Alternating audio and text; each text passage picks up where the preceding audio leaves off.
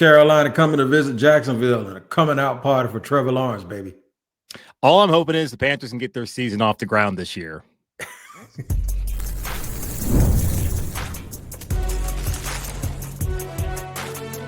You are Locked On NFL Crossover, part of the Locked On Podcast Network. Your team every day.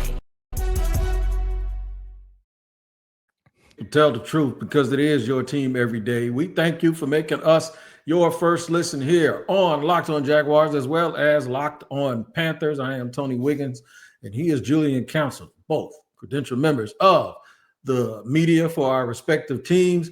We're going to break it down here on this crossover Thursday, which is presented by Prize Picks. Download the Prize Picks app today and use the code Locked On NFL to get $50 in lineups after you play your first $5 lineup. Julie and I are going to go through this, man, but we got to tell you, you can find us both on Locked On Panthers, Locked On Jaguars each and every day, because it's your team every day. We thank you for making us your first listen, and a shout out to all the everydayers who spend their time with us each and every day. We do not take you for granted. Thank you very much. Here's what we're going to do. At the end, we're going to give a game prediction. Right before that, we're going to talk about the winning formula for both teams. Before that, game-changing matchups and things that can make this game go one way or the other. But we're going to get started off at the very top with the biggest storylines. It's weird, man, because both of these dudes coached in Tampa. Dave Canales 2 years ago, Liam Cohen succeeded him as the offensive coordinator. And then both of these teams came into the league at the same time back in the late 90s as expansion teams and found some instant success. A lot of things to get to today, Julian. Yeah, a ton of symmetry. They're both located in the Southeast. Yes, I'm calling Jacksonville the Southeast, and they're also both big cats. So, yeah, the symmetry is all around. And if you look at how these defenses performed a year ago, they were the two worst defenses in the NFL. So both teams, I'm sure, hoping this offseason that they've improved on that side of the ball. And two young quarterbacks, both who were number one overall picks, Trevor Lawrence, Bryce Young, that have a lot to prove heading into this year as well. Well, that's the storyline right there. Which quarterback plays the best? There's a chance that both of them play pretty good and somebody wins and somebody loses. But there's also the chance that someone confirms or validates the way many people feel about both of them, that they're not living up to the hype. I do believe at the end of last year, Bryce Young showed some improvement. Trevor Lawrence, though, he was banged up and was hurt and injured. I think the first year of Doug Peterson's tenure here in Jacksonville, he actually showed people the potential was real. It's just that since then, everything has gone really, really bad for Trevor. Two things real quick that I think are key to how he plays Sunday. One, he has been weaponized. They have weaponized him with speed, with Dyami Brown and Travis Hunter to go along with Brian Thomas Jr., who had a sensational rookie year last season. And then he's been protected. They fortified his bodyguards. So now he'll have a little bit more time and he'll get more answers pre-snap, and he won't have to be Superman all game. He can just be Clark Kent and be Superman once every now and again. But it's going to be critical to see and make sure that he does that. Yeah, and a good thing for Trevor, too, is he already has his money. So he has that financial security long-term for him and his family, but also just for the fact that Jacksonville is just not going to dump him after this season if things don't play out. I would think that next year there would certainly be a ton of pressure if they don't see him take the kind of necessary steps forward with the added weapons on the outside, and Dyami Brown playing against his hometown team. He went to Westmac here in Charlotte, of course, with the North Carolina. So he's now down there. So interesting to see what impact he can have on this game. And then the offensive line, like, that's the key. And like, that's what I'm looking at as well for Carolina. Week one, you're supposed to be the healthiest you're going to be all season long, but you look across the league, plenty of teams, Jacksonville, I'm sure included, have some injury concerns heading into week one. For Carolina, their offensive line unit's pretty banged up, which is certainly concerning for me. Ike Ekwonu, their left tackle, is entering into a big year for this team where he could potentially get extended, had his fifth-year option exercise back during the offseason, had an appendectomy, not Sunday, but last Sunday. So it's been a little bit of time to where he's back out on the practice field. They're trying to get him ready to go, going to try to gear him up on Thursday. Then on Friday really is the most important day to see if he'll be able to be active. If he's not, it's either going to be Josh Nijman, who was a backup last year and was their lowest graded offensive lineman, or Brady Christensen, who started 2 games last season when Ekwonu was out with an ankle injury. But it's not just Icky. It's also the guy next to him at left guard, Damian Lewis, who is on injury report with a shoulder and an ankle. Now, the ankle seems new, but the shoulder, he's been out for the majority of the preseason and training camp with that shoulder injury, and he was limited on Wednesday. Looks like he's headed in the right direction to play, but then Robert Hunt, the right guard, he got hurt with a foot injury on Wednesday, came in and came out, so they shut him down. I'm very curious, like, who's going to step up, because it could be Cade Mays, who's in that battle for the center spot. If Robert Hunt ends up not playing, it could also be Brady Christensen if he's not going to start at left tackle.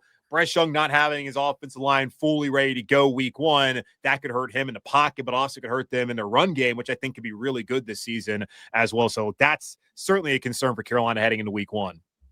It is a concern, and that's going to actually lead me to change our key game-changing matchups, getting all of that information, because that leaves everything in a real good spot for both Josh Allen and Trayvon Walker. I do believe there are some questions on the Jaguars' defense, but there are also legitimate questions on the offense of Carolina. Rookie Teteroy McMillan, I believe. I thought he was a good player. The Jaguars and Liam Cohen actually confirmed that they did their homework on him just in case they did not make that move for Travis Hunter. He mentioned that he had a relationship with Jed Fish, and that Jed had a lot of glowing things about him to report back, his athleticism. And he says, he said he'd be good in football, kickball, baseball, whatever you're playing. He's a real competitive guy. So there's going to be some things about this defense that did not look good in the first preseason game when they played Pittsburgh, going from playing sticky man-to-man defense. I don't know how sticky it was. It was supposed to be last year, but to now playing more off man and then releasing guys. They had a problem with releasing guys too much and trying to stay in their spots. And then you could kind of hear the coach saying, what we want to do is we want to start making those guys, play your spot, but you need to get a little bit closer too, so these windows aren't big. And Ted has a big catch radius, so that's going to be huge.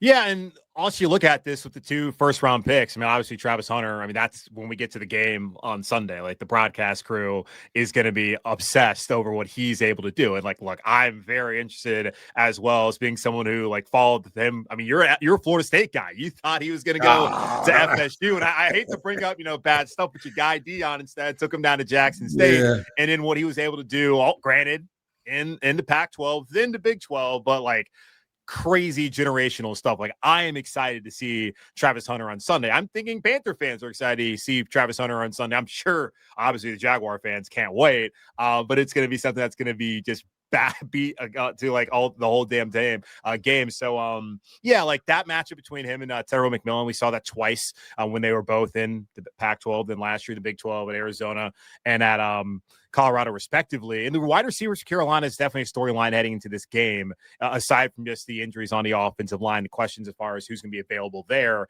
I look at T-Mac as a guy who's going to instantly be their number one receiver. When they trade away Adam Thielen, there was no question at all that he was going to be that guy.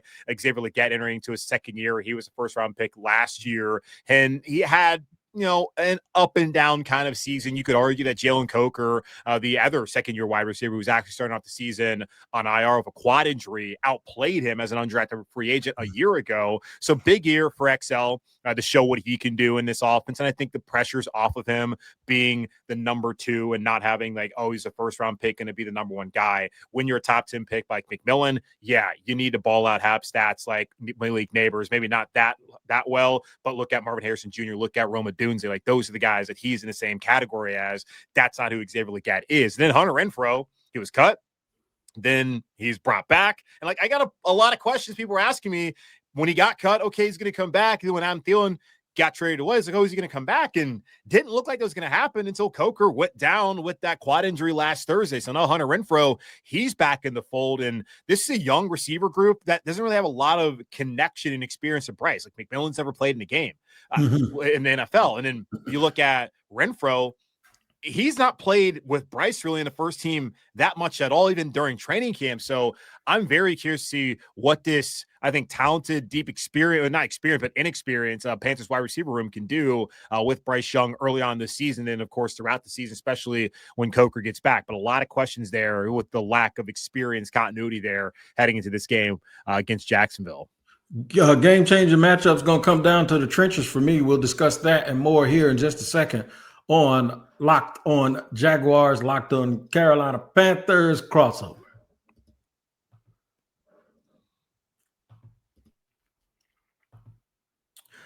All right, it's almost the weekend. Time to look back, crown this week's MVP on Who Delivered, powered by DoorDash. Just like you can win every Saturday with DoorDash streaks, saving more every time you order. These players delivered when it mattered most. Let's break it on down. All right, so here's the thing.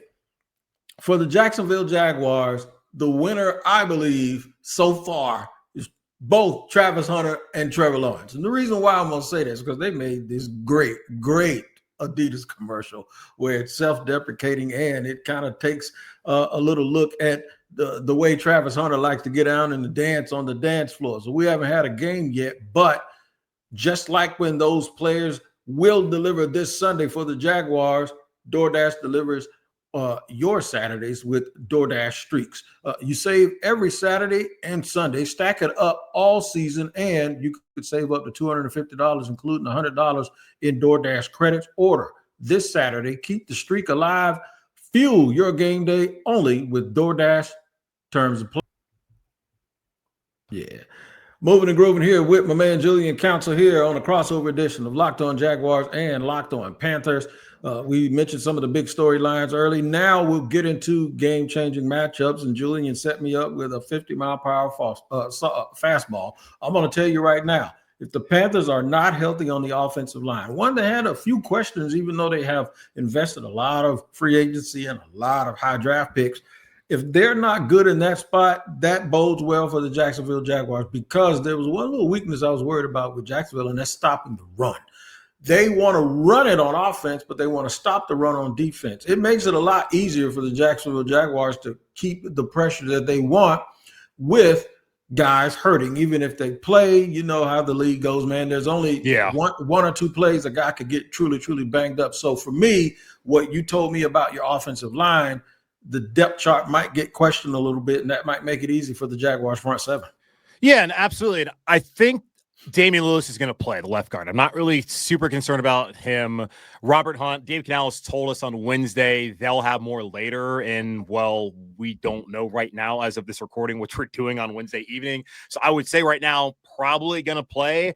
Ike Ekwonu, I think he's probably going to be fine by Sunday. So I think there's still a good chance that all three of these guys are out there. If they're not, that was the thing that really encouraged me about last year, because the year prior, when they had 7 different left guards, 8 different right guards, it was a complete calamity on the offensive line. They didn't have a lot of depth, but they have depth last year and they have depth this year, as all 9 of their top guys from a year ago are back. And you just don't see that in the league. So whether it's Josh Nijman out there or Brady Christensen or Cade Mays or it's Chandler Zavala having to step up, I'm not super concerned about their ability to move furniture and be able to run the football with Chuba Hubbard and also to run the ball with Rico Dowdle, who's also coming off a 1,000-yard rushing season. My key concern would be about pass protection, especially when you have guys like Trayvon Walker and Josh Hines-Allen on the other side of the field. Because like last year, looking at PFF, when it came to run blocking, the Panthers were 7th. When you look at ESPN's run block win rate, they were 10th. So they were a top 10 offensive line when it came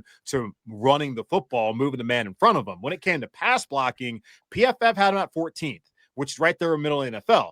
ESPN had him 30th in pass block win rate. So that would be my concern, not their ability to run the ball, but their ability to stop the guys coming off the edge and even from the interior if they're going to have those kind of issues. And especially the interior where like a quarterback like Bryce Young, you get some pressure in his face like that, you're going to have issues. They had a lot of issues last year against Osa Digizua in Dallas. Don't want to have that problem this year. It's certainly don't want to have those issues on the edge where there will be nowhere to hide for your young quarterback there on Sunday if that is the case. Now, when Liam Cohen took this team over, one of the things that he said he wanted to do was he wanted people to know, he said this, us, when we break the huddle. We want to run the football. We want to really make sure that we can move people, as you say, move furniture, right? And that creates a lot of guys that have to stay in and dress those windows up, which creates holes on the second level. The key for me is Derrick Brown. Derrick Brown's one of my favorite players. I loved him when he came out of Auburn. Still like him. I think he's more than just a nose tackle. I think he can do anything. He can 2-gap, 3 technique, whatever. Coming off a little bit of an injury, how's he look this preseason? Oh, like I think he's looked good. They have kind of brought him along slowly. They had him out there a couple of times. He wasn't out there for the joint practice, but he did play one series against what I guess was he out there? I wasn't in Houston. I'm trying to remember. I don't think he was out there at all for the Houston one, but he was not there for the Browns when that was here in Charlotte. But he did play one series against the Texans in that preseason game. None of the starters played week 3 against Pittsburgh. But yeah, he has looked good in the limited reps that they had for him. And Dave Canales had talked about how they got to get Derek ready for the season. Like they don't want to put him out there too much. He did have one little kind of soft tissue thing that set him back for a little bit just as he was trying to work his way back. But no, that guy is obviously going to be key to what Carolina is able to do defensively. And not having him last year was a huge issue. But the biggest issue, not necessarily not having him, was also the fact that they didn't have depth. The year prior, they lost a bunch of guys on the offensive line, had no depth. Last year, it was the inverse of the defensive line, lost their best defensive player, maybe the best player on their team, and had no one behind him. Now they have A'Shawn Robinson, who had to be the de facto best guy last year, and I actually thought he impressed among a group that was disappointing, if that's even the right term. Like there's certainly far more inflammatory terms to throw out there with the way those guys performed, but we're not going to do down in today's show. But then they brought in Turk Wharton, they brought in Bobby Brown III to have those 3 guys rotate around Derek Brown. So I do think they're going to have a better chance of stopping the run. And if they cannot do that, then I don't see them improving. Like that's really the key for me in this game, looking at both defenses. You can look at the normal stats like total defense and points allowed and all that. If you want to look analytically, DVOA, Jacksonville was 31st, Carolina was 32nd. You want to look at EPA, Jacksonville was 31st, Carolina was 32nd. These were the 2 worst defenses in the league last year. So which defense has improved the most? And it's not like they don't have talented players like Walker, like Hunter coming in, of course, Josh Hines-Allen, and then like Derek Brown and JC Horn. It's like, can you play collectively as a unit and do your job? Like that's what I really want to see from Carolina. And also what I'm interested to see out of Jacksonville on Sunday. JC Horn and Brian Thomas Jr. looks like that's going to be something too that all the people that love teach tape are going to want to watch. That's going to be a critical thing too. All right, we're going to talk about what the winning formula is. What do both teams have to do to win this game? And it's going to sound like a coaching clinic from an old coach, maybe like a Bill Belichick. Maybe you don't want to hear about him right now as a North Carolina fan, but nope. It's going to be the same things. It's turnovers. It's time of possession. It's about taking advantage of your opportunities when you're getting the red zone. We'll discuss those things in just a second here on Locked On Jaguars and Locked On Panthers.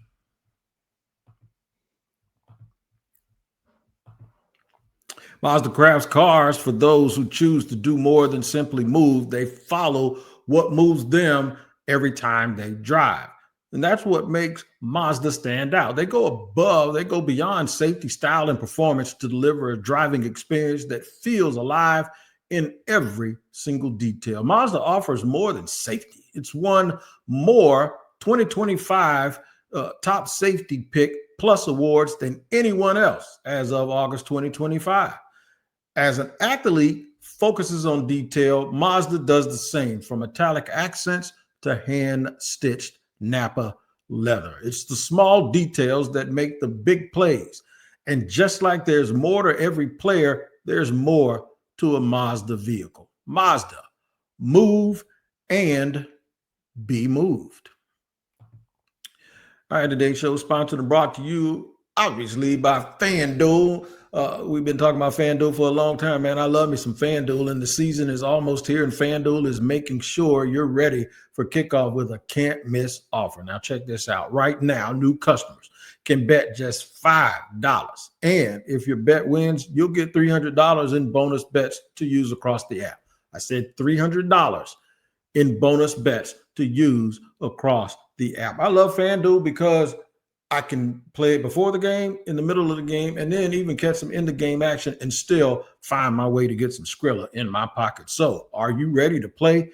Download the FanDuel app now by using FanDuel.com to get started. That's FanDuel.com to place your first $5 bet. All right, the winning formula. The winning formula for the Jacksonville Jaguars and any NFL team is turnovers, a lack of them. That's how you get to winning. However, for Jacksonville, that's really, really critical because they've had a problem in the past with turnovers. In fact, since Trevor Lawrence has been in the NFL, he's the quarterback that has the most turnovers. Not all interceptions, some fumbles. That's, to me, trying to be Superman. Like I said, Clark Kent, Superman every now and then. You don't need to try to play hero ball like he has in the past. And I think they've helped him with that, with giving him pre-snap answers and weaponizing them a little bit. Yeah, Superman's just a man sometimes, and so we'll see if Trevor Lawrence can bounce back this year. But yeah, every single week I tell people, you got to be able to stop the run, got to be able to take care of the football, got to be able to protect your quarterback, and you got to be able to hit on some explosive plays. But really, for me, going to this game, there's two big questions I really have about this defense. I mean, there's probably more than two, but two really big ones. Are they going to be able to stop the run? Are they going to be able to get pressure? Because they have not been able to stop the run really dating back to when Ron Rivero's last year in 2019, when the owner, David Tepper, put the onus on Ron. You know what? In Pittsburgh, we ran a 3-4. I think we should run a 3-4. And since they've gone to that scheme, they have not had success. Now, constantly last season, Dave Canales was asked about defense coordinator Rogero Rivero entering into his third season and somehow still in this job, despite the fact they gave up the most points in the history of the National Football League last year. But Dave said he loves the scheme. So it's not the scheme.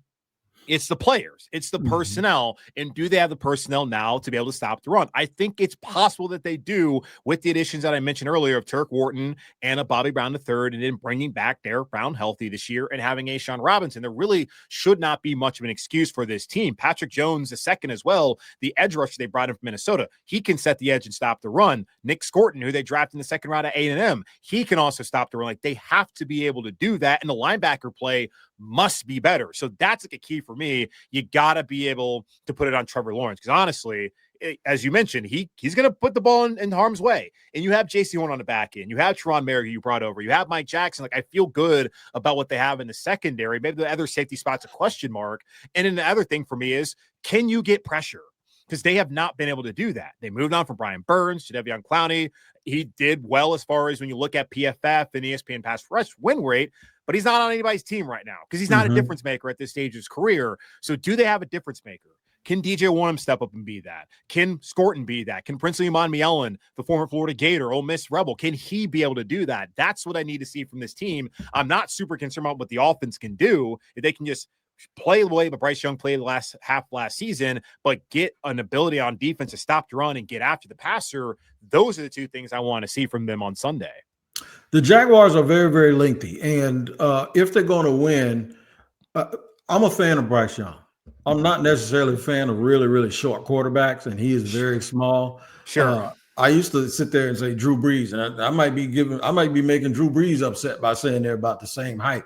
He's a little guy, but he has a rocket arm. I don't think you need to let him be able to get confidence and get into a rhythm. If that happens, you're going to be in trouble. So it's going to be up to Josh. It's going to be up to Trayvon Walker to make sure that doesn't happen. Now, Travis Hunter, what will it look like? None of us know. Will the element of surprise play a factor in this game? Yeah, because I think you move up and give up an extra draft pick. You don't just do that because the dude is multiple position-wise. You do it because you're going to have a plan to put the ball in his hand and allow him to make plays. And Liam Cohen said something today. He said, instead of just, it's okay to have a 14, 15 play drive, but sometimes we want them to be 3 and 4 plays because we need chunk plays and to be able to score quickly. Watch out for the Jaguars trying to get those chunk plays and score quickly so they can dictate this game with their defense and pressure that they're able to put on Bryce. Well, let me ask you this. What's the weather been like in Jacksonville? Has it been hot? Because it has not been hot here in Carolina. That's not blazing. Okay. No, about 79 to anywhere between 79 and 84. The key is, though, I'm watching this forecast, man, and, that rain. If we get some inclement weather, that might change the way this entire game looks. Well, absolutely. And looking at it on Sunday, well, that's next Sunday. This Sunday, 92. That's a lot hotter than it's been in Carolina over the last this summer. Since they got the training camp, that first week or two. It was that North Carolina heat that we all know and love. But since then, it really has not been that hot. And aside from that one day out there in Houston for joint practice, this team hasn't really been exposed to a lot of that kind of heat and humidity they're going to be dealing with down in Florida potentially on Sunday. So I'm curious just with the conditioning level of it. And Dave Kanowski brought this up on Wednesday, if they're going to be able to sustain, if Jacksonville can have those long drives. Like there could be some benefit for both teams, but particular for Jacksonville, if Carolina's defense not able to get out the field and they do get kind of worn down from that. But then I guess one other thing I'll point out too, just with the receivers for Carolina, I brought them up earlier.